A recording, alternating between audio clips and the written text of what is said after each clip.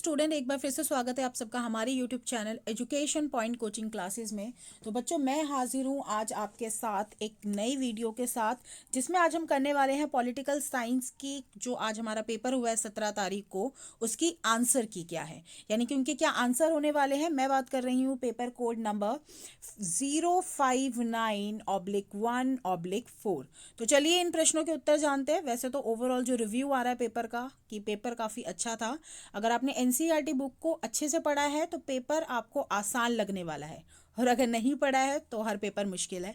तो अगर बात करें क्वेश्चन नंबर 1 की, कि which one of the following is known as the high point of Cuba, sorry, high point of the cold war.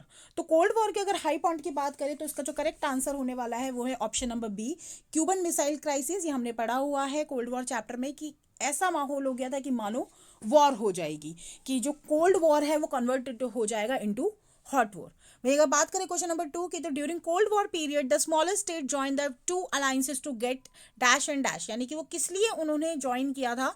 तो इसका जो होने वाला है ऑप्शन नंबर सी करेक्ट है, फर्स्ट एंड थर्ड, क्योंकि to promise the protection against the local rivalries. उनको ये श्योरिटी मिल रही थी बड़े देशों से कि हम आपको सेव करेंगे और साथ के साथ इकोनॉमिक एड्स भी करवाएंगे। देखो, सिक्योरिटी काउंसिल का तो खैर कुछ लेना देना नहीं था, तो जो ऑप्शन नंबर सी है वो हमारा करेक्ट होने वाला है। वहीं अगर बात करें क्वेश्चन नंबर 3 की, तो the first non aligned summit was held at Belgrade. तो option number A is the correct answer.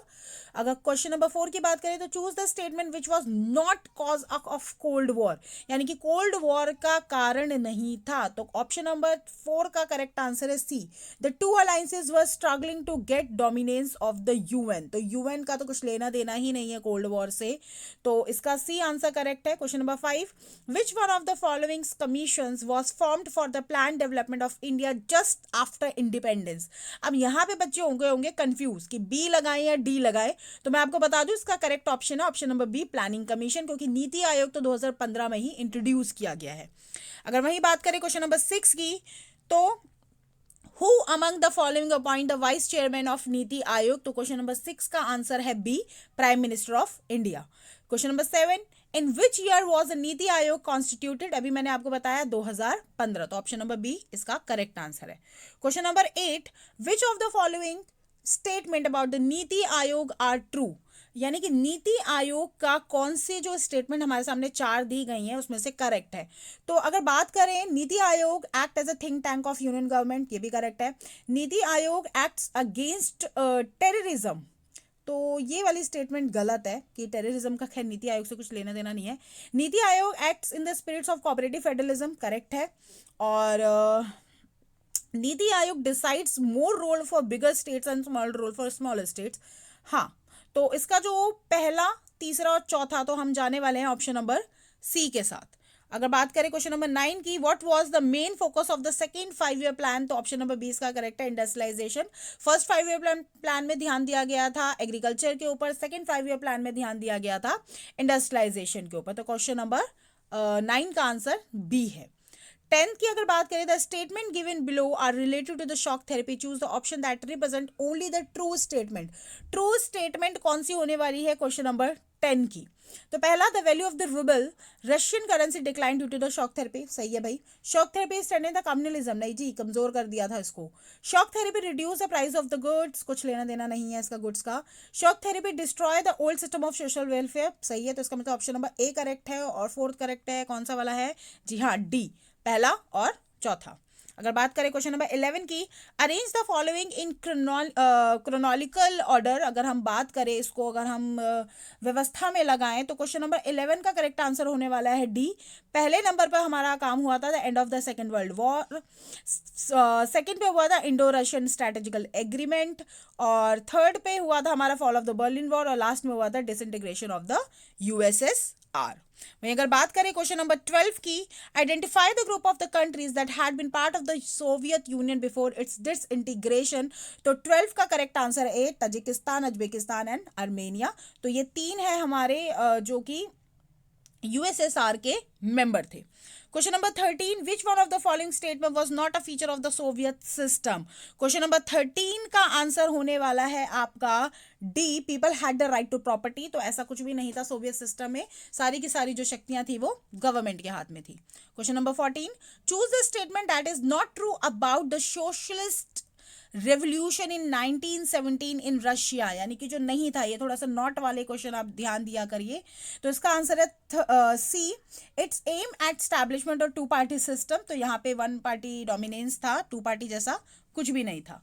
Question number 15, choose the statement which are not true about the Indian nuclear programme. तो question number 15 का correct answer होने वाला है B, यानी कि statement 2 और 4 हमारी करेक्ट है।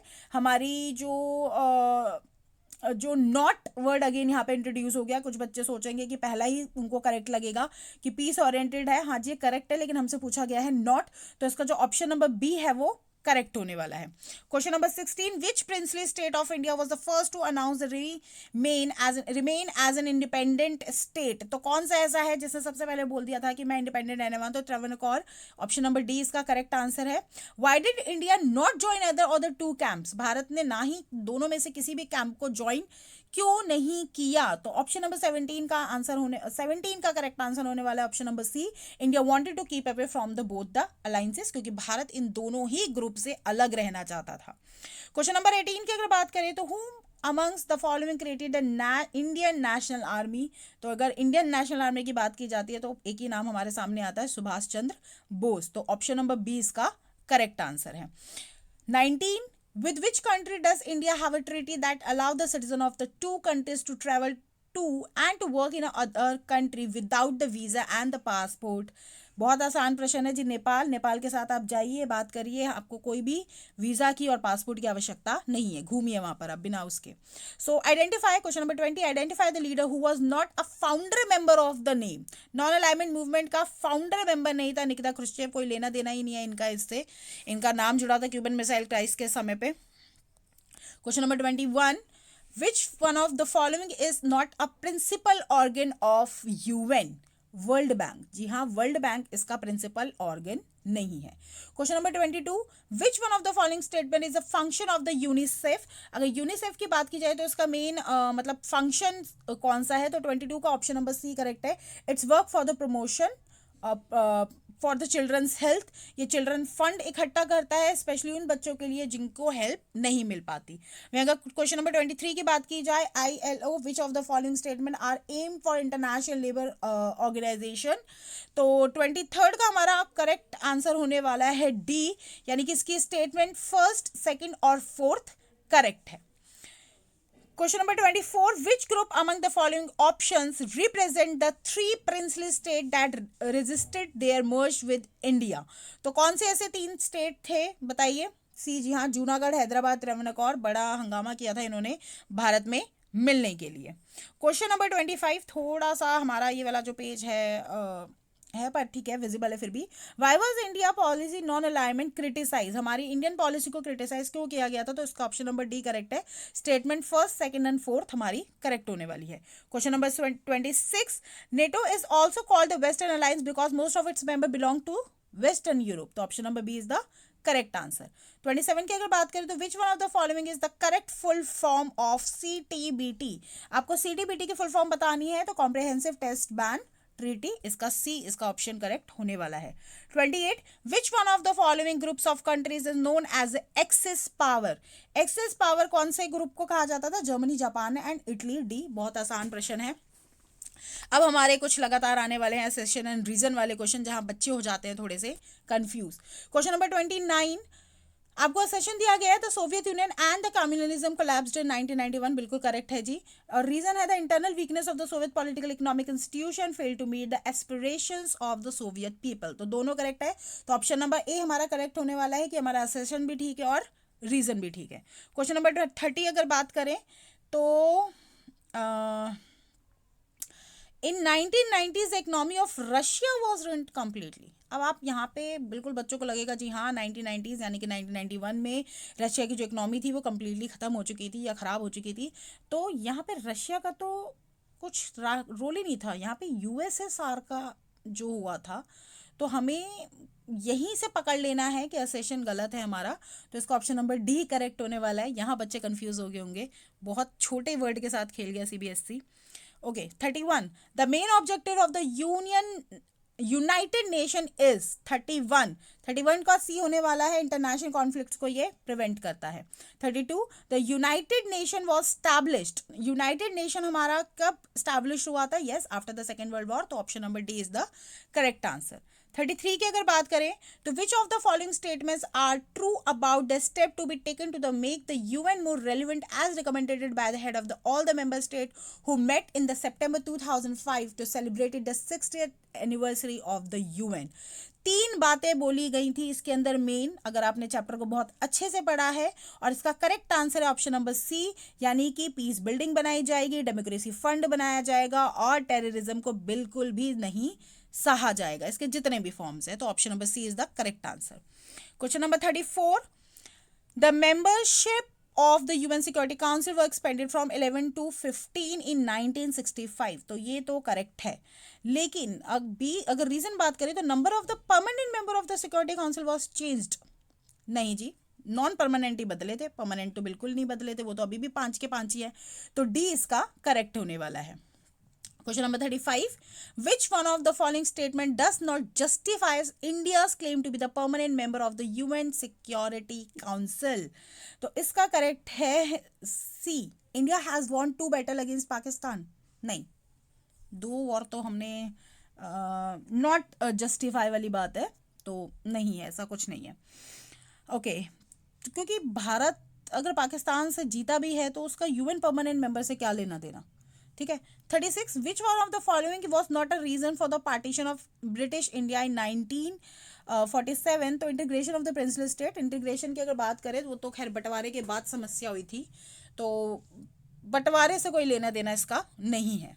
37, which of the following are the consequences of India's partition in 1947, तो 37 का आंसर सी हमारा करेक्ट होने वाला है, फर्स्ट एंड सेकंड, क्योंकि कम्युनल वायलेंस हुआ था, जी हाँ, और lakhs of the people had to migrated from one place to the another place.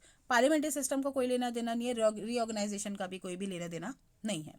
Question number 38, the rulers of the most of the princely state had agreed to become a part of the Union of India।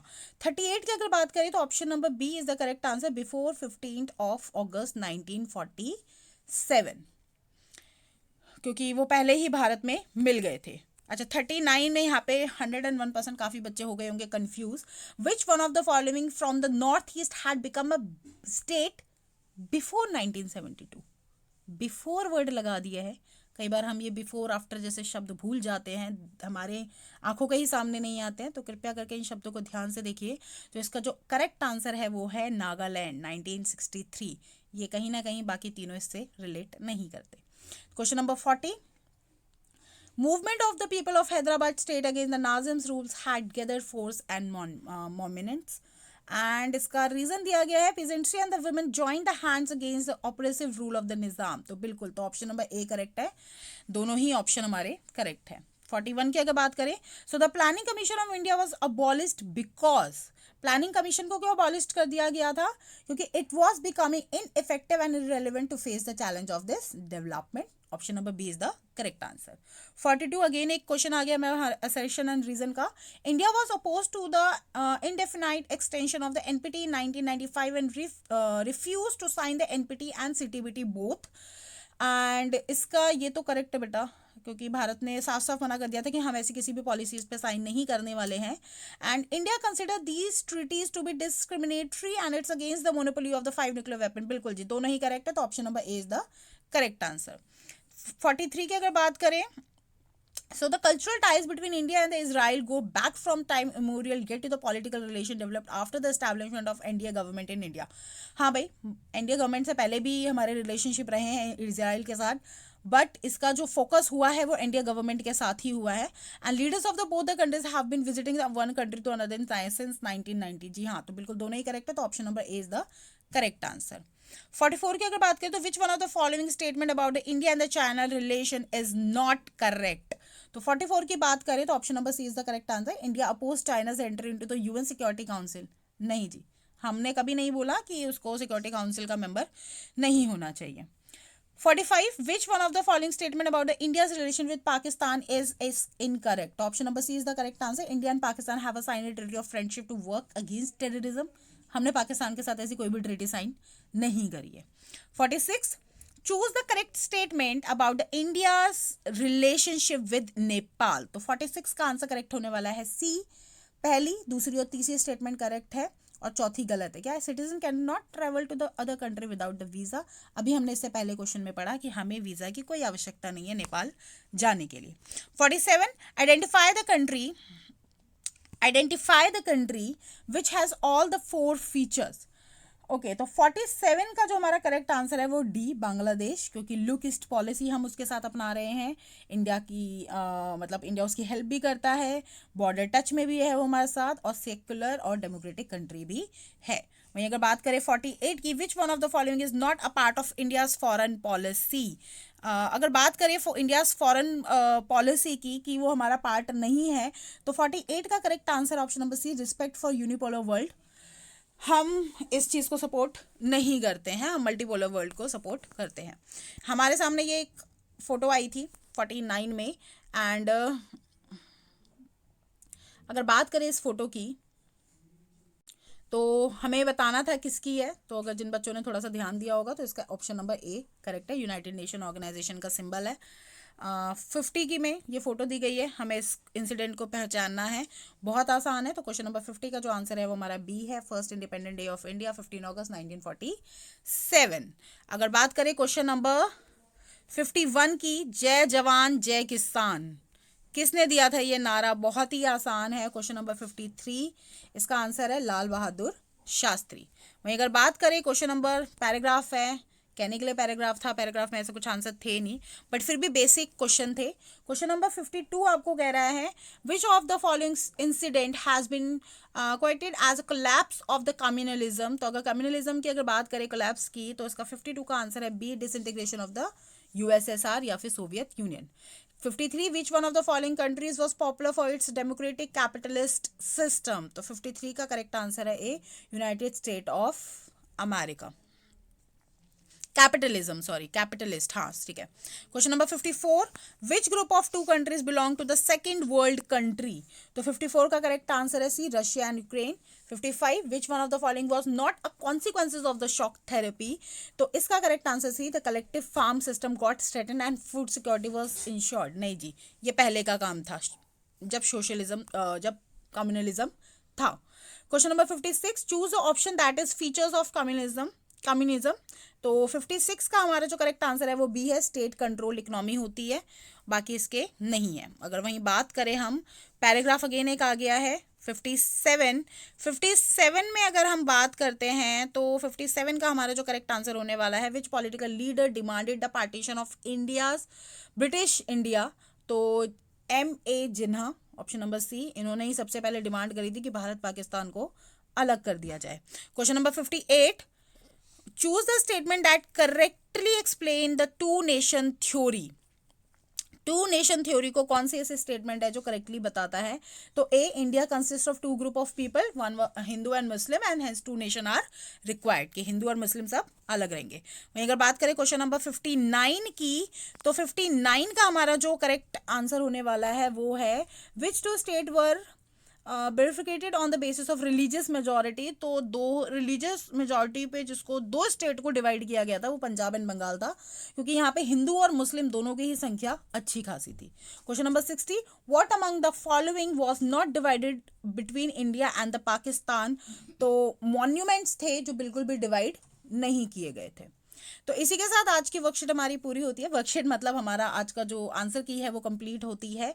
Paper बहुत अच्छा था, अगर आपने ध्यान से पढ़ा होगा, ध्यान से देखा होगा तो काफ़ी अच्छे नंबर आने वाले हैं। बाकी all the best for your result. तो मिलते हैं नेक्स्ट वीडियो में। Thank you so much.